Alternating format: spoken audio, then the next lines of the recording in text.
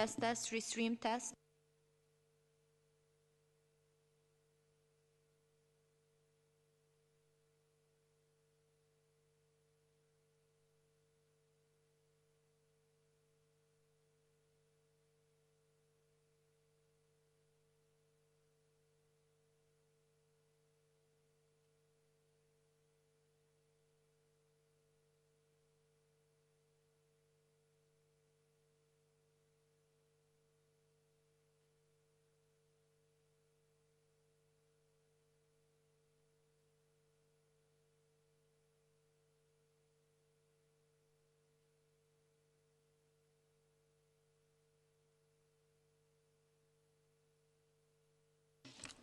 Hello, journalists on the line. This is Chris in Geneva again for another sound check from WHO headquarters. Hopefully you're hearing me okay on the Zoom and on our social media pre-streams. We're not quite live yet. Thank you for joining us today. We are hoping to begin in approximately 5 minutes from now. 5 minutes.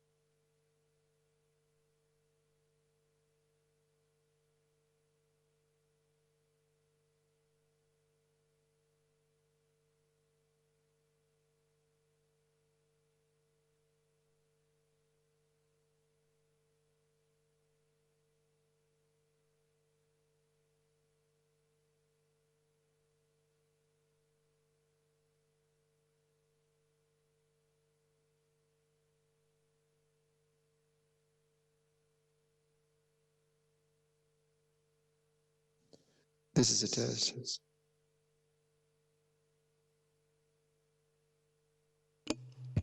This is also a test.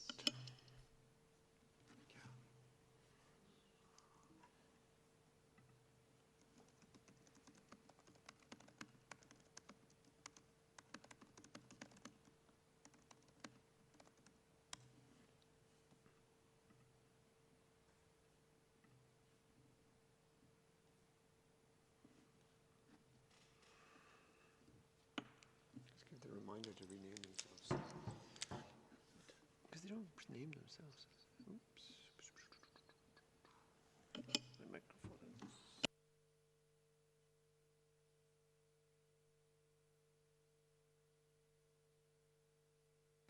Journalist, it's Chris again. Just a reminder that you need to please put your name and media outlet. You can change that in the participants panel. If you go rename, it really helps us to run the question and answer session more efficiently if I don't have to ask you every time what your media outlet is. Kindly note that we will only take questions from journalists who we know their name and their media outlet. So if you do that now, that will save us time later. Thank you so much.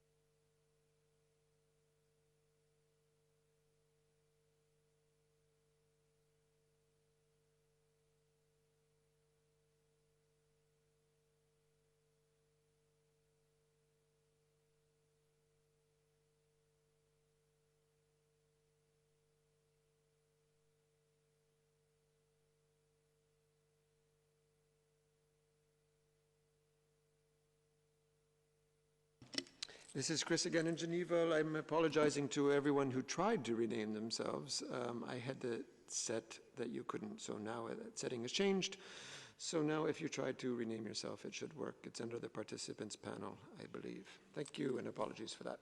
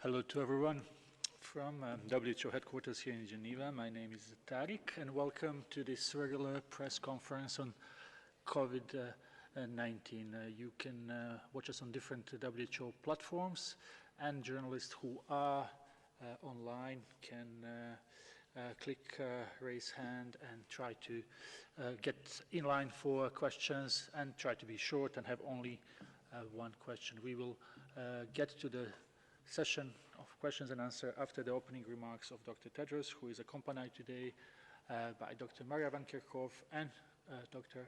Mike Ryan. So I will give the floor immediately to Dr. Tedros. Thank you, Tariq. Good morning, good afternoon, and good evening. Yesterday, we concluded a very productive World Health Assembly. We saw unprecedented solidarity with heads of government, heads of state from around the world, beaming into the World Health Assembly to discuss lessons, challenges, and collective next steps to tackle the pandemic. I would like to use this opportunity to thank those heads of states and governments who participated. President Somaruga, President Ramaphosa, President Xi, President Moon, President Macron, President Duque, President Benitez, Chancellor Merkel, Prime Minister Motley, Prime Minister Schering, Prime Minister Pedro Sanchez, Prime Minister Conte, Prime Minister Natano, Prime Minister Nguyen Xuan Phu, President von der Leyen, Secretary General Guterres, and all member state representatives, ministers for joining the Assembly and signing up to a historic consensus resolution on COVID-19 and the way ahead. The resolution sets out a clear roadmap of the critical activities and actions that must be taken to sustain and accelerate the response at the national and international levels. It assigns responsibilities for both the WHO and its member states and captures the comprehensive whole of government and whole of society approach we have been calling for since the beginning of the outbreak. If implemented, this would ensure a more coherent, coordinated, and fairer response that saves both lives and livelihoods. The landmark resolution underlines WHO's key role in promoting access to safe, effective health technologies to fight the pandemic. I welcome Member States' commitment to lift all barriers to universal access to vaccines, diagnostics, and therapeutics. This includes 4 critical points from the resolution. First, that there is a global priority to ensure the fair distribution of all quality essential health technologies required to tackle the COVID-19 pandemic. Second, that relevant international treaties should be harnessed where needed, including the provisions of the TRIPS agreement. Third, that COVID-19 vaccines should be classified as a global public good for health in order to bring the pandemic to an end. And fourth, that collaboration to promote both private sector and government-funded research and development should be encouraged. This includes open innovation across all relevant domains and the sharing of all relevant information with WHO. An important collaborative response to this resolution will be the COVID-19 technology platform proposed by Costa Rica, which we will launch on 29th of May, which aims to lift access barriers to effective vaccines, medicines, and other health products. We call on all countries to join this initiative. I'm glad we're making progress on the research and development agenda, which was mapped out in February at the Research and Development meeting convened by WHO.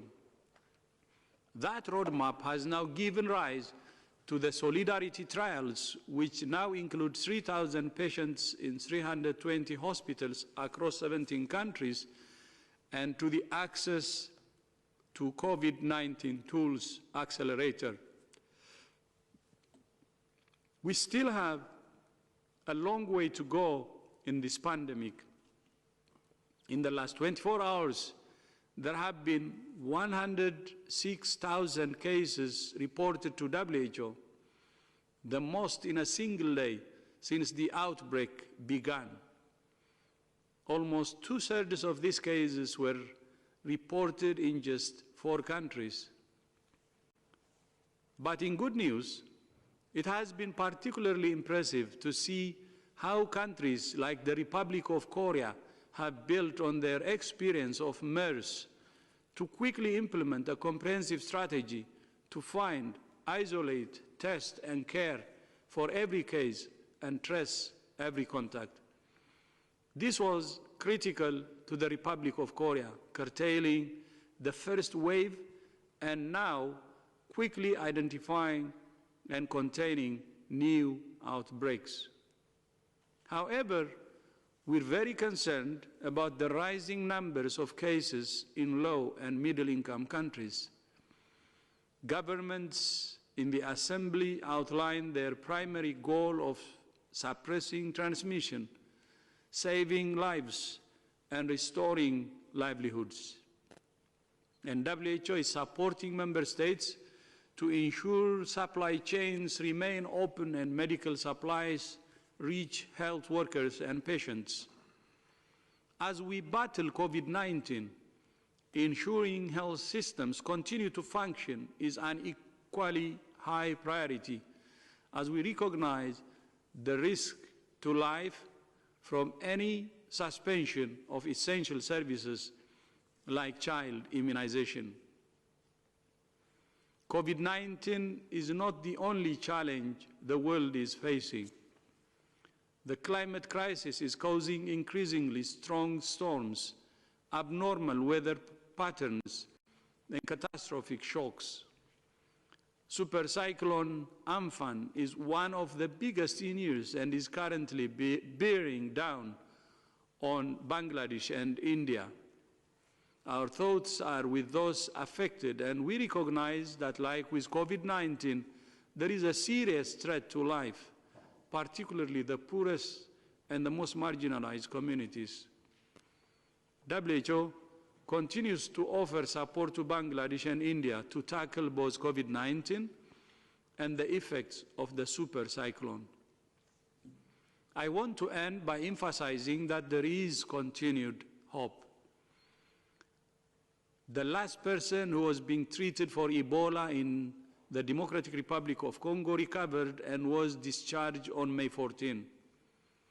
On that day, the DRC Ministry of Health announced the beginning of the 42-day countdown to the end of the outbreak. We now have 36 days to go, but new cases could still emerge, as we have seen before. The pandemic has taught and informed many lessons. Health is not a cost, it's an investment. To live in a secure world, guaranteeing quality health for all is not just the right choice, it's the smart choice. I thank you. Thank you, Dr. Tedros, for these opening remarks. Before we open the floor to questions, just to remind the journalists that you can ask questions in 6 UN languages: Russian, English, French, Spanish, Arabic, Chinese, as well as in Portuguese and Hindi, and you will also be able to listen to translation, for which we thank our interpreters who are here with us today. So we will open the session with questions with Luisa Duarte from CNN Brazil. Luisa, you will need to unmute yourself, and then we will be able to hear you. Bonjour, merci de prendre ma question. Quelle est votre évaluation à propos de la décision du Brésil de changer les protocoles nationaux dans l'utilisation de l'hydrochloroquine pour les traitements de la COVID-19?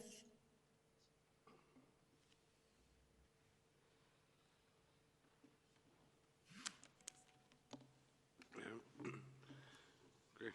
Wasn't expecting such a short question.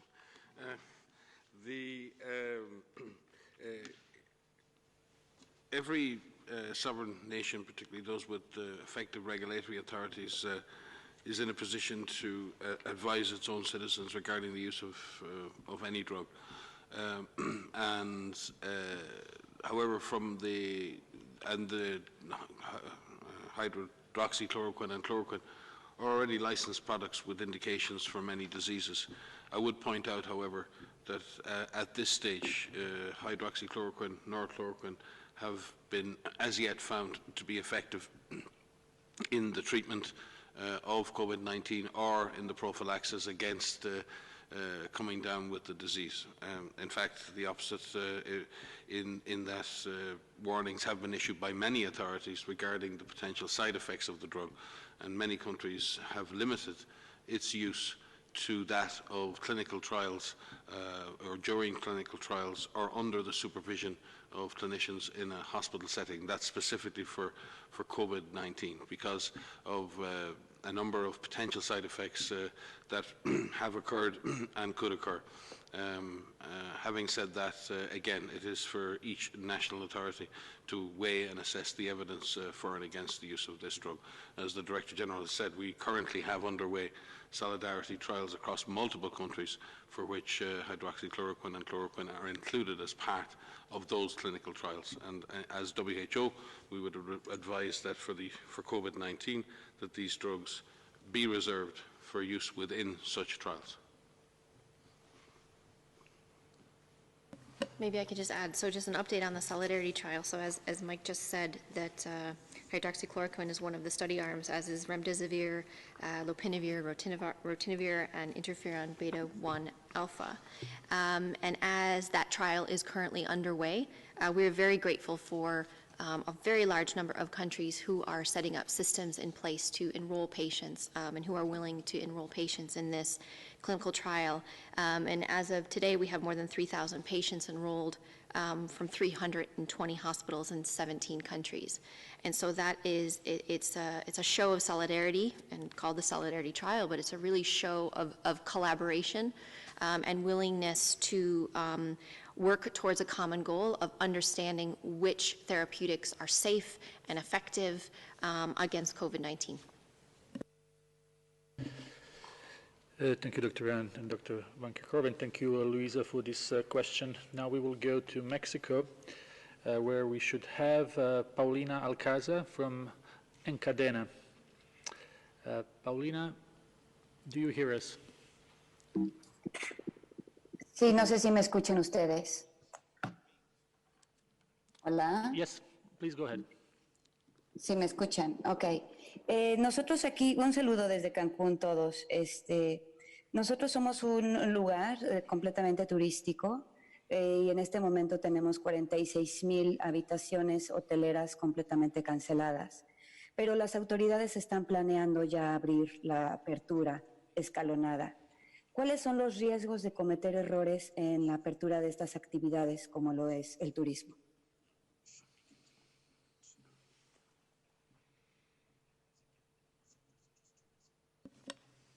So thank you for this question. This is a question we get quite often with many areas wanting to open back up their economies to get back to some normal life, a new normal of what we've been calling it. And there are ways in which, as you said, progressively get back to opening up the hotels and resuming some tourism.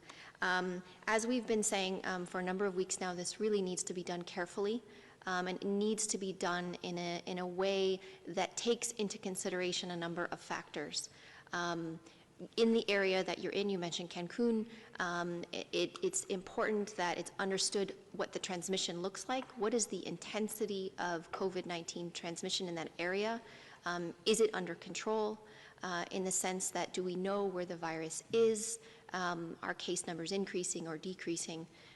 Do you have the public health infrastructure in place and workforce in place to identify the virus in people, to find cases, isolate cases, care for those cases in medical facilities?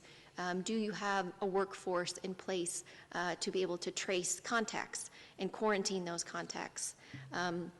Are there systems in place within the tourism sector, as you mentioned, in terms of the hotels and the other facilities to be able to rapidly identify cases, to protect people who come in terms of ensuring physical distancing and disinfectants? And so there's a number of considerations that need to be taken into account when considering opening up areas for tourism.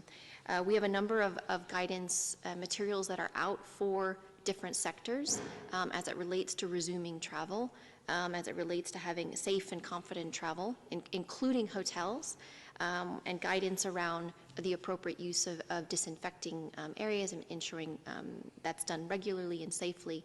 And so it's a long answer because there's a lot of considerations that need to be taken into account.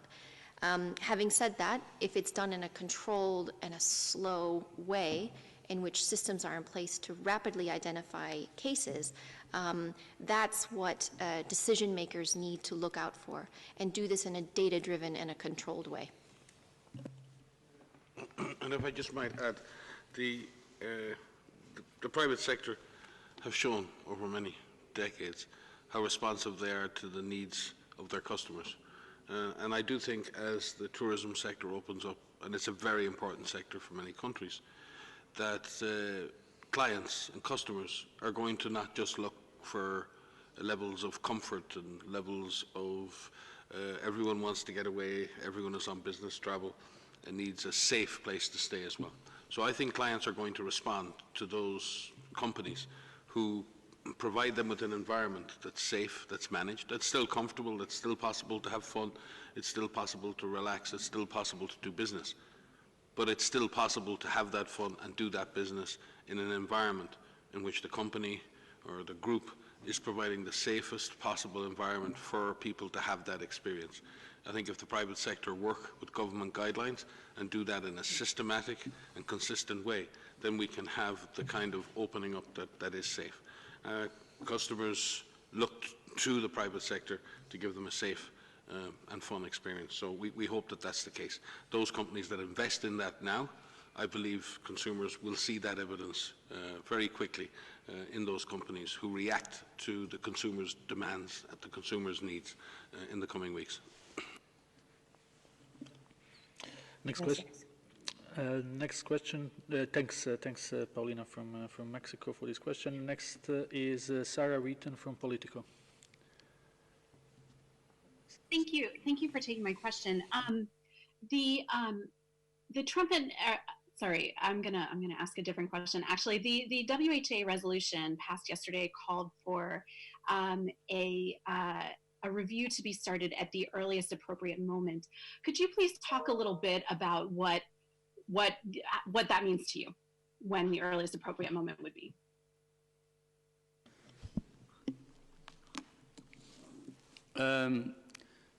Thank you so much for that question. I think the resolution from the Assembly is something that we have been saying, that there should be an assessment, there should be a review to understand everything, to learn lessons, and then, to address if there are problems.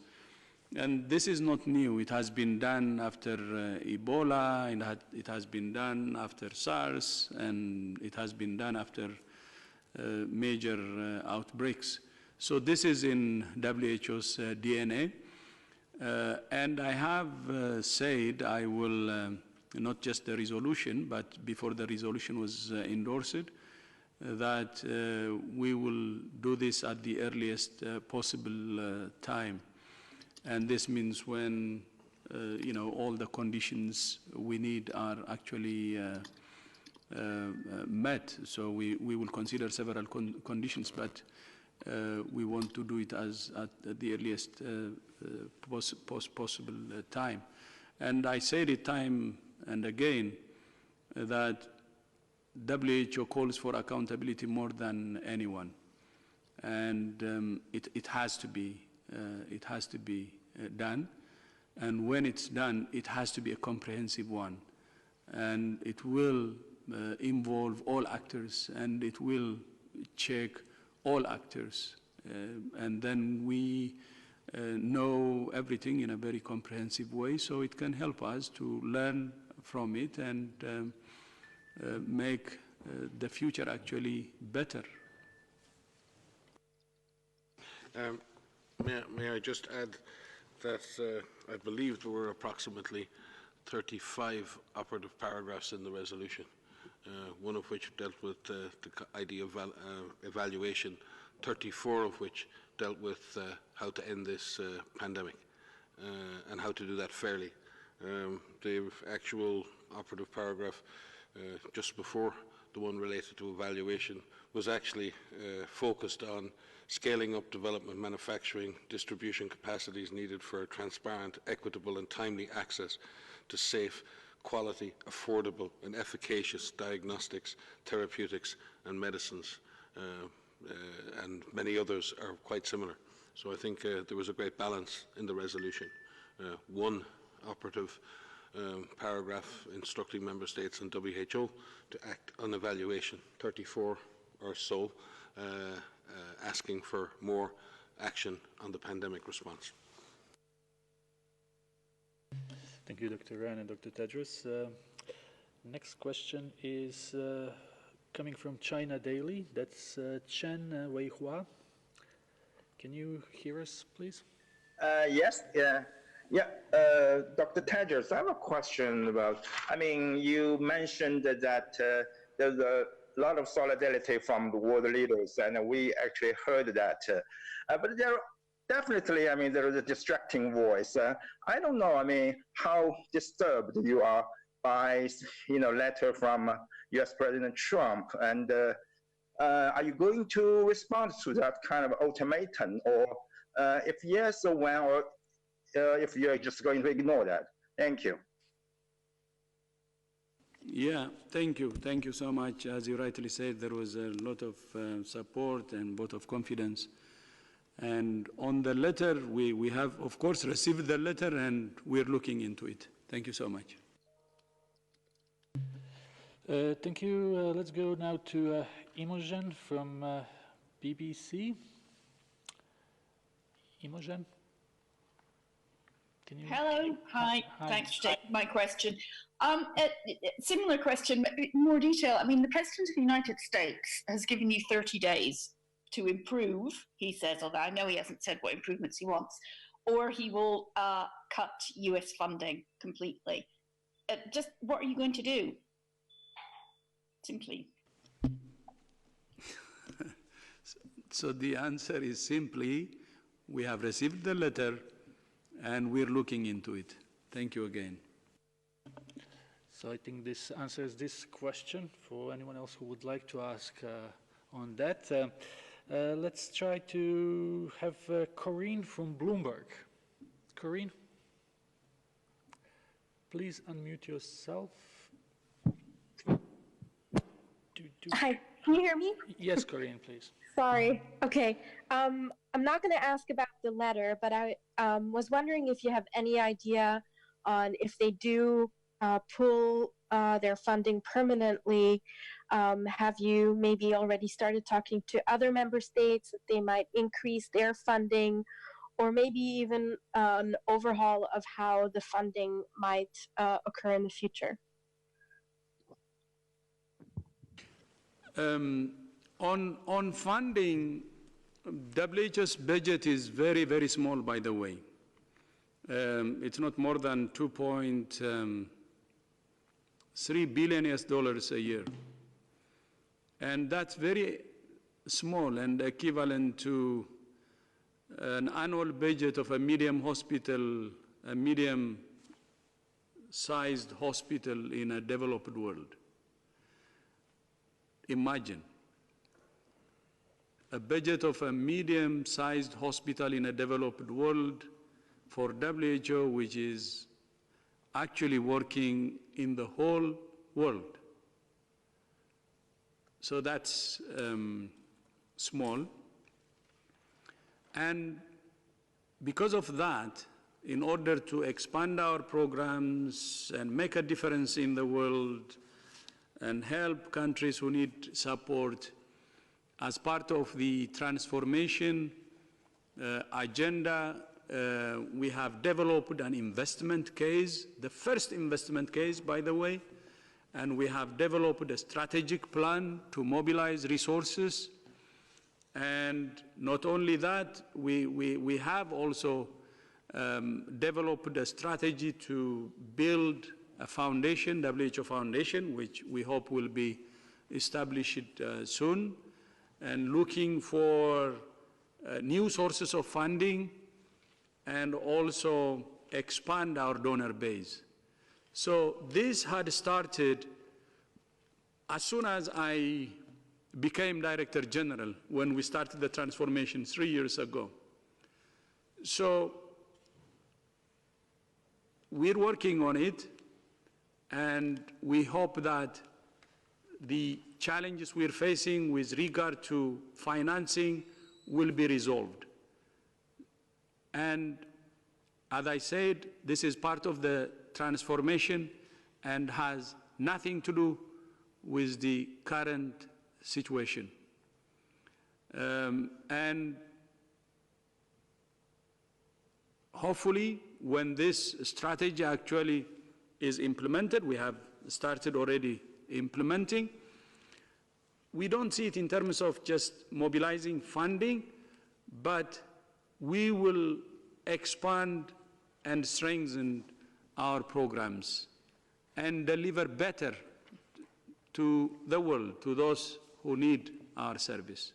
So that's one. So we should see it in that respect. It's not about having more money and less, but it's about the programs or the different priority areas that the world needs that we should really expand. So let's see it that way.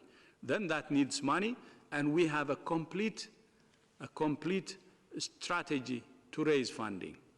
So it was already there.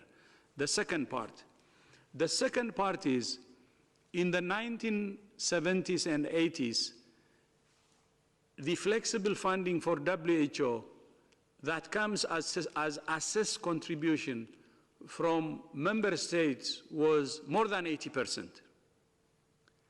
And now, in 2020, the proportion of funding that comes as flexible funding, which is assessed contribution, is 20%, while the voluntary contribution and earmarked funding is 80%. So it's a complete reversal. So I repeat, maybe I'm not clear on this. In the 1980s, the flexible funding was 80%, and now the flexible funding in 2020 is 20%. Meaning, it's not the amount of money only the problem, which I said 2.3 billion is small. The quality of it is also poor. So we need to improve the quality too. So when we started this strategy as part of the transformation, the objectives are two: increase funding and improve the quality of the funding itself. And that's what we're doing, and I hope this will bring better results. What we have designed, we have already started implementing, and we will expect more money, but more importantly, better quality money. Thank you.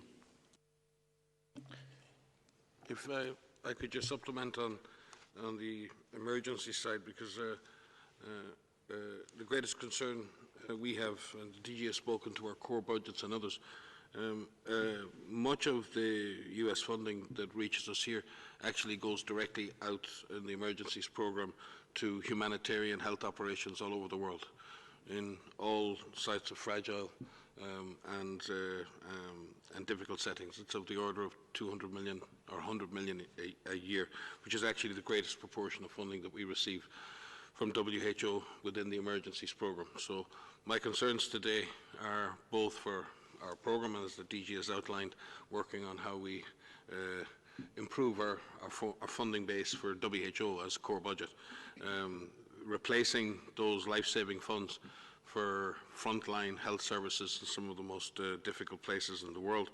We'll obviously have to work with other partners to ensure that those funds can still flow. So this is going to be a major implication for delivering essential health services to some of the most vulnerable people in the world, and we trust that other donors will, if necessary, step in to fill that gap. Next question comes from India TV, independent news service, and we have with us Siddhant Mamtani. Can you hear us? Hello? Yes, please. Am I audible? Yes, we can hear you. Good evening, everyone. Dr. Tedros, my question is basically a two-part question.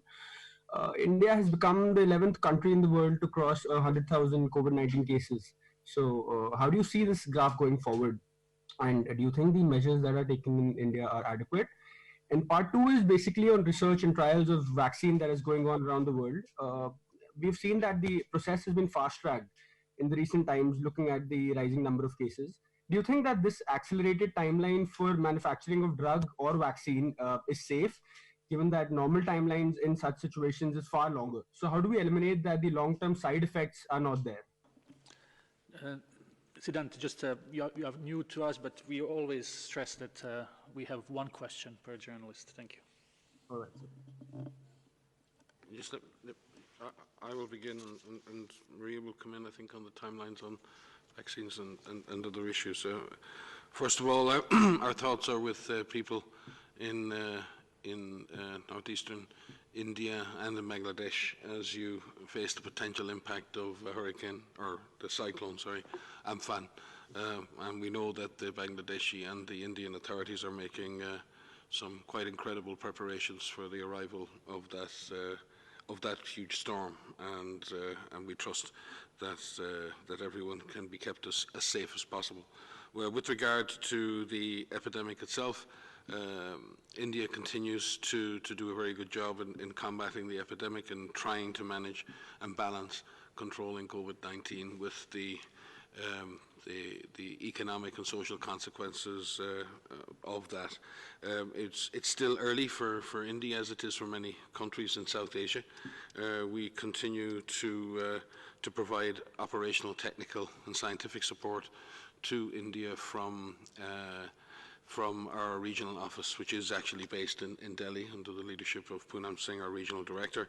And we will, as I said, also rely on India. India has a massive capacity for vaccine production as well. India is not a net beneficiary of vaccines. India produces vaccines, high quality vaccines that are delivered all over the world. And as such has some superb companies, both in the public and the private sector, that are working already with WHO on developing vaccination solutions. So we look forward to that continued partnership with India, both in the public and the private sector. And Maria can take you through some of the issues regarding the timelines on vaccine. WHO, just to remind everybody, there are no shortcuts here. There are things we can do faster and better. There are things we can do in parallel. But there are no shortcuts on safety. There are no shortcuts on efficacy. It's really, really important that when we say we wish to go faster, we wish to be as efficient as possible, but still complete every step that's necessary in delivering a safe and efficacious vaccine. Maria? Thanks, Mike. So yes, absolutely. There's a number of things that the WHO is doing to support the development of vaccines around the areas of global collaboration and coordination, making sure that the methods that are being used to evaluate and develop these vaccines are robust, they're strong, they're scientifically sound, they're ethically sound, and working to collaborate, to bring together the different partners of scientists and public health professionals and leaders and manufacturers to accelerate not only their development, but ensure that when we do have vaccines, that there is equitable access to this vaccine. We are currently mapping the vaccine candidates that are underway, that are in development. There's more than 120 vaccine candidates, and I'm sure there's far more than even we're mapping. Some of these are in clinical evaluation, which means they're being tested in people, and some are in preclinical evaluation. I do want to mention that for some vaccine candidates, we had a bit of a head start in the sense that many of these candidates started their development prior to the emergence of COVID-19. And they began with SARS, and they began with MERS. And so some of them are a little bit further along. But it's important that as these vaccines are developed, we ensure that they fit and they meet all of the criteria to be safe and effective. As Mike said, there is absolutely no shortcut to that.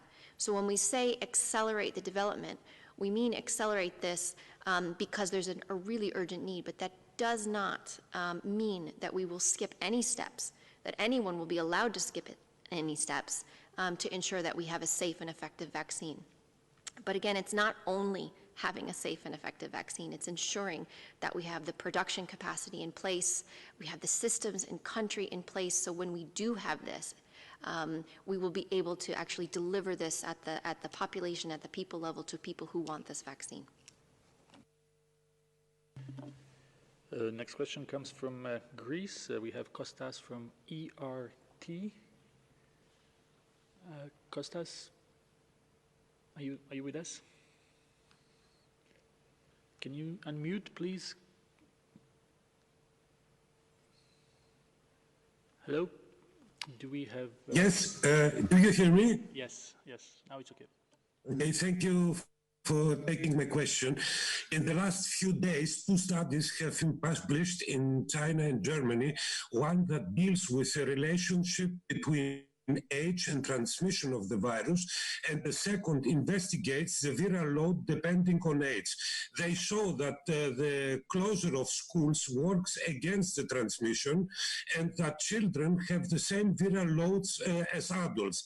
Based on these studies, new studies, do you think that the opening of school can become dangerous in the next weeks and create new sources of coronavirus transmission? So thank you for the question. In fact, your one question has several components, very important components in terms of our understanding about the infection in people in different age groups as well as transmission. We are looking at all of these factors. The first one is about the infection by age group. So of the reported cases that we have, to date, children seem to be less affected in terms of the number of cases that are reported by country. We have a database that we are keeping here at the global level from reports from countries. It doesn't contain all of the 4.5 million cases plus that have been recorded to date, but it does contain a large number of those. And among the cases that are reported, and if you look at individual country reports, children represent around 3% up to 5% in some countries of the total reported cases. Second part of that question is looking at whether or not they can transmit. There are a number of studies right now, and I'm looking at a slide set that I have because one of the important areas we want to understand is how are people infectious and when are people infectious and how do we measure that in individuals. And what we know from the studies is that people can be infectious, mild patients can be infectious for up to 9 days. People who are hospitalized can be infectious for longer, which is why it's absolutely critical that cases are isolated. And this is why, as part of the strategy, cases need to be isolated and contacts need to be followed and quarantined. Children are susceptible, just as adults are, and they can transmit as well. From some of the studies that we know from the household transmission studies, children seem to be infected from their parents, from adults that are living in that household. But it doesn't mean that it can't happen the other way around. The question around schools being opened, a number of countries across the globe have closed schools as part of their measures to put in place, but not all countries did that. And so as some countries in Europe right now are lifting some of their so-called lockdown measures, these public health and social measures, some of them are considering opening their schools or have opened their schools. And just as we mentioned around the tourism industry, it's important in the areas where you're considering opening schools to look at the context, look at the transmission intensity in that area. Is transmission controlled? Are there decreasing numbers of cases? And as schools are opened, can they be opened in a safe way in which physical distancing can be maintained? Perhaps there may be a way in which some children can go back half of the classroom or the other classroom. There's a lot of considerations that need to be put in place. But we do need to watch very carefully in situations where the lockdowns are being lifted. We need to look at all age groups, including children, and ensure that we have systems in place. The surveillance is in place so that we could detect cases quickly. Thank you, Dr. Van Kerkhove. Now we will go to Jamie Keaton from Associated Press. Jamie? Do we have Jamie? Greetings. Hello? Can you hear me? Yes, please go ahead. Hi, I just had a follow-up to an earlier question. I wanted to just find out if Dr. Tedros, if you could, or Mike, if you could give us a little bit of a sense as to when this review could happen, if it's going to wait until the end of the pandemic, or if you see that it could happen before then. Thank you.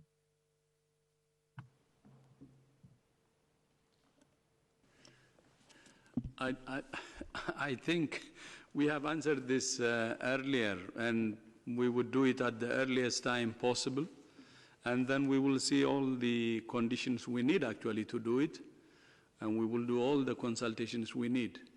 So I hope you will bear with us. Thank you. I also point you, Jamie, to the IOAC's have already begun, which is a normal process, certainly in our program. We have a constant oversight from an independent advisory and oversight committee, which was constituted by the World Health Assembly and the Executive Board.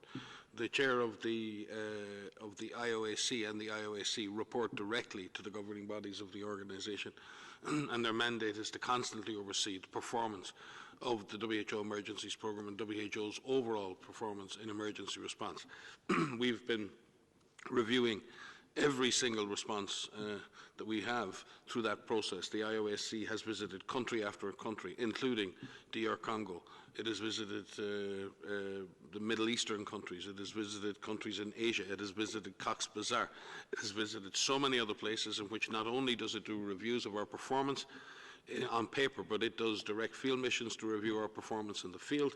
At regional level, it speaks to partners, it interviews and deals with many other agencies, constantly seeking to improve the performance of this program, constantly seeking the constructive inputs that are required for Dr. Tedros, myself, and others to ensure that this program is living up to its establishment. And we will continue to do that as part of the interim process. The decision then for a broader review will come in its own time. But I can assure you that we are constantly reviewing our performance, constantly reviewing what we do, where we do it, how we do it, because that is the role and the instinct of an emergencies program, is to constantly understand that emergencies in themselves are dynamic, emergencies are challenging, epidemics, information evolves, and one must always remain open to changing direction, to changing approaches, and learning and doing differently when necessary. That is the essence and the DNA of this program, and we will continue to do that with the guidance of the IOAC and our governing bodies, and the Director General will institute a broader evaluation, as has been done in previous major events. That is usually reserved till those events are over. I point you again, we have one operative paragraph calling on WHO and Member States to do an evaluation. We have more than 34 other instructions that are aimed at ending and controlling this pandemic. I, for one, would prefer right now to get on with doing the job of emergency response, of epidemic control, of developing and distributing vaccines, of improving our surveillance, of saving lives, and of distributing essential PPE to workers, and finding medical oxygen for people in fragile settings, in reducing the impact of this disease on refugees and migrants. And when the time is right, the Director General will, in consultation with the Member States, carry out the appropriate evaluations and reviews. By the way, thank you, Mike. Jamie, I would actually like to invite you to read the independence, the IOAC report that was released actually on Monday. And they have already done their assessment from January to April. And that's why I thanked Dr. Felicity Harvey and the team of the IOAC, the Independent Assessment Committee, for their work. So we do it regularly. And the one which will be a comprehensive one, as we said, will be done at the earliest time possible. But still, it should really not cause a problem in our response, because the most important thing now is fighting the fire, saving lives. But at the same time, we should also do the assessments. But it doesn't mean that we haven't done independent assessment. It was already done. And I would encourage you to read that report from IOAC. Thank you. We have time for one or two more questions, so let's try to get Jason Beaubien from National Public Radio. Jason, are you with us? Hello? Jason from NPR. Okay, all right, I'm muted now. Can you hear me? Yes. Okay. I just wanted to ask whether you have actually gotten a clearer sense what the U.S. is looking for. I know you've gone over this, but this is a huge a potential pullback if such a major donor comes out? The U.S. has said that they have been in discussions with the WHO. Is it clear what they are looking for from you in terms of reforms? I think this has been answered, but maybe Mike wants to. Yeah, I think you might want to point that question to them. Well, Jason, maybe you have not been listening the rest of the briefing, but this has been discussed. Let's try to get Lisa Schneering from CIDRAP. Lisa, are you here with us? Lisa? Yeah, thanks for taking my question. There were a couple interesting reports out today about some unusual presentations. One, a report I saw on ProMed about more of a GI presentation, and then there were other reports out of Northeast China about more of a longer incubation and more of a focused lung pathology situation. Just wondering how we should take those right now, how we should understand those types of reports. Thanks so much. So Lisa, thank you so much for that question. I think exactly the question that you have points out the fact that this is still a virus that we're learning about, and we're learning every day about this virus, and we are so grateful for the clinicians and nurses and medical professionals that are fighting so hard to care for patients and to treat those patients in some very difficult situations. We have our clinical network, as I've mentioned several times in these press conferences, and the clinical network is a global group of medical professionals that are dealing with patients directly, firsthand knowledge of dealing with patients. And this clinical network was set up in early January specifically to put people in touch with one another to say, what are you seeing? You know, what are the patients presenting with? How are they progressing to severe disease or not? And what they're doing constantly, they're having these teleconferences at least once a week. And we will have new clinical guidance, an update to our clinical guidance, which will come out hopefully by Friday of this week in the coming days. The most common symptoms that we are aware of from a pooling of information globally, and I should also say this is why it's important that a standardized set of data is collected from patients, and we have case report forms that are for this. The most common symptoms of people with COVID-19 are fever, cough, fatigue, shortness of breath, feeling generally unwell, some aches and pains. But we do have some non-specific symptoms that people have reported, including headache. Some of them have gastrointestinal symptoms. Between 3 and 5% of patients have reported some kind of either nausea or vomiting or diarrhea. So it seems to be rare. And we do have individuals who have reported loss of taste and loss of smell. But as you point out, the more that we're learning, it's important to put each of these symptoms into context and say, is this part of the clinical picture? Is this part of the disease that people are experiencing? And for me and for others, what's also important is how do people start off? Not everybody starts with a fever. Some people may be feeling just generally unwell, a little bit fatigued, may have a bit of a headache. And so it's important that we understand how people progress. And if that's different for children versus adults versus people who have underlying conditions, all of these factors are really important for us to better understand how to care for people and to ensure that the clinical pathway that someone goes on or is part of in terms of how we care for them is appropriate. So these reports are very important, and it's great that clinicians and individuals are making these known, because this fills our understanding of what disease COVID-19 causes. If I can just supplement, we will soon reach the tragic milestone of 5 million cases, and as I said in a previous presser, sometimes rarer symptoms become seen, because in a very extensive set of people infected, more rare syndromes or more rare presentations of that disease can be seen. We've seen that with children presenting with hyperinflammatory syndromes. That is not to say that the virus itself is changing, and it's not to say that the virus is changing its nature. However, it's really important that we track 3 things. We need to track the infection, the virus itself, as it spreads around the world. We need to track its transmission dynamics to ensure that we understand how it's transmitting, where it's transmitting. We need to track the genetic sequences of the virus to ensure that the virus is not evolving in a way that's negative. Viruses can evolve in two ways. They can evolve positively in becoming less pathogenic, and they can evolve negatively in becoming more virulent or pathogenic.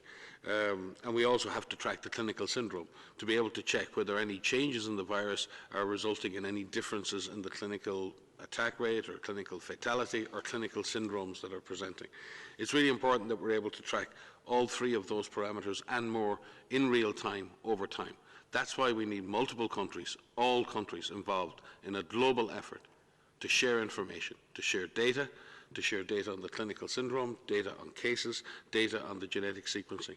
It's by pulling all of that detective work together that we can keep an eye, a very close eye on this virus, while we attempt to contain, to control it, and develop the vaccines that we need. It's also important for vaccine development that we continue to track the virus and ensure that any vaccine developed is effective against the virus at that time. So I think this speaks to our need to constantly listen to clinicians who are observing new presentations, to bring that information to the centre and share with everyone. It is the essence of what the World Health Organization does every day in collaboration with our member states and countries and territories all around the world. Thank you very much for this question, Lisa, and for answers. We will conclude this press briefing here. We will send you audio file very soon, and then transcript will be available tomorrow. We apologize to all journalists who didn't have opportunity to ask questions this time, but we try really to get as many different people to get their question and to be able to get the information they need. I wish everyone a very nice evening.